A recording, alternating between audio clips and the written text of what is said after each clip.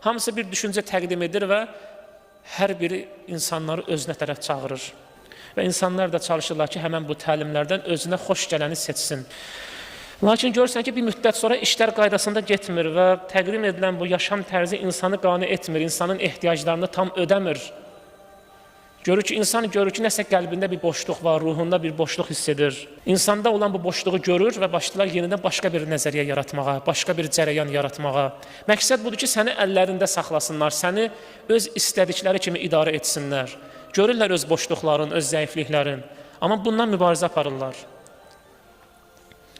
Quran-ı Kərim isə bütün bunlara meydan oxuyur. Allahdan başqa kimi istəyirsiniz köməyə çağırın.